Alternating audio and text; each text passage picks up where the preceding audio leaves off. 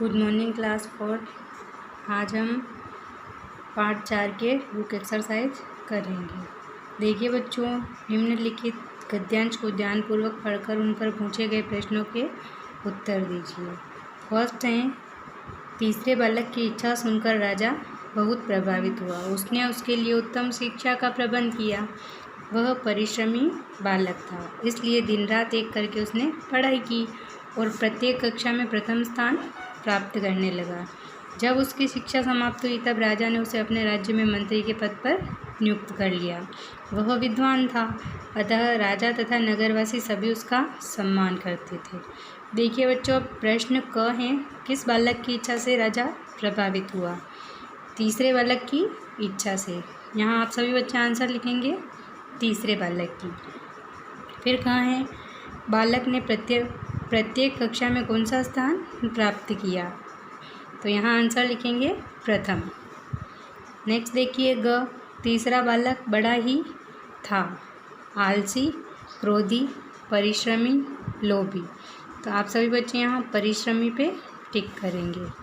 फिर नेक्स्ट ग देखिए, राजा ने बालक को किस पद पर नियुक्त किया?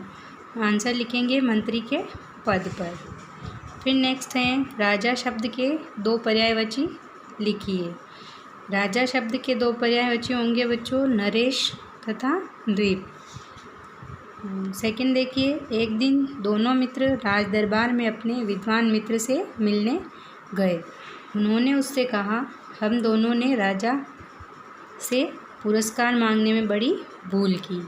तीसरे मित्र ने उन्हें समझाते हुए कहा, धन सदा पास नहीं रहता, ज्ञान जीवन भर मनुष्य के काम आता है और उसे कोई चुरा भी नहीं सकता। शिक्षा ही मानव को विद्वान और बड़ा बनाती है, धन नहीं।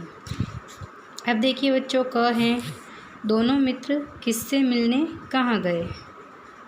दोनों मित्र विद्वान मित्र से मिलने उनके राज दरबार में गए। ओके। फिर ख है, ज्ञान मनुष्य के कब कब काम आता है? तो ज्ञान मनुष्य के कब काम आता है? ज्ञान तो जीवन भर काम आता है। तो आप यहाँ आंसर लिखेंगे जीवन भर। फिर देखिए ग, मानव बड़ा बनता है धन से, चतुराई से, शारीरिक बल से, शिक्षा से। मानव बड़ा किससे बनता है? अपनी शिक्षा से। तो आप सभी बच्चे यहाँ टिक करेंगे। फिर देखिए ग, विद्वान शब्द का स्त्रीलिंग रूप क्या है? बच्चों, विद्वान शब्द का स्त्रीलिंग रूप होगा विदुषी। ओके। नंबर सेकेंड, ये प्रश्न हम नेक्स्ट वीडियो में करेंगे। आगे देखिए नंबर थर्ड, बताइए कि ये वाक्य किसने कहे? क है, सुनो बच्चों जरा यहाँ आओ। यह वाक्य किसने किससे कहा? राजा ने बालकों को कहे। फिर देखिए ख, मैंने कभी दो समय की रोटी नहीं खाई है, एक बालक ने राजा से कहे।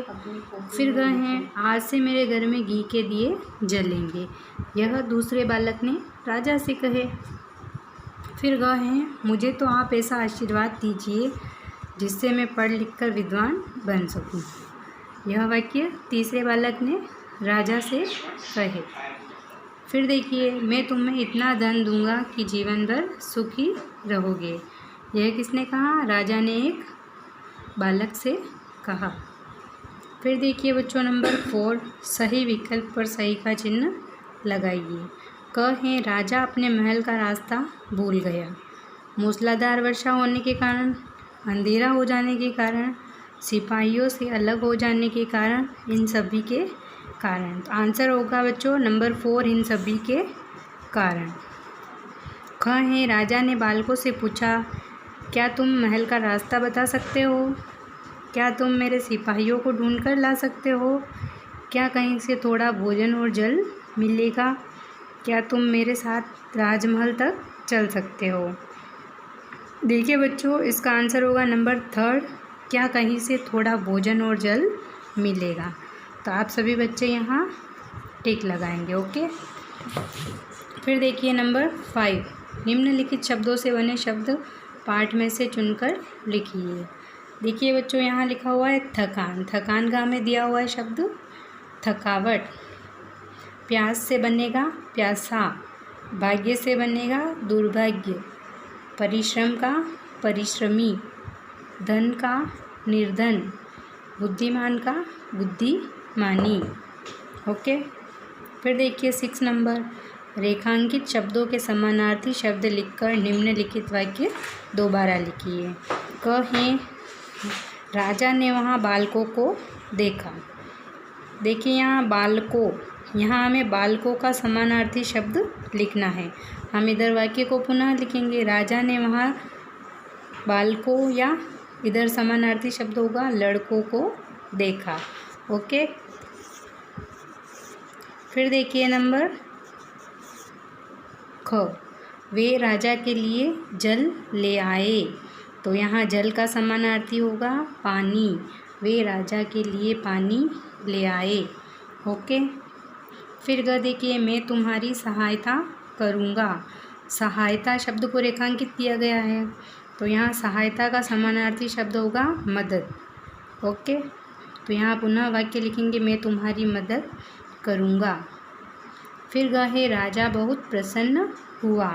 प्रसन्न का समानार्थी होगा खुश, यानी राजा बहुत खुश हुआ। ओके।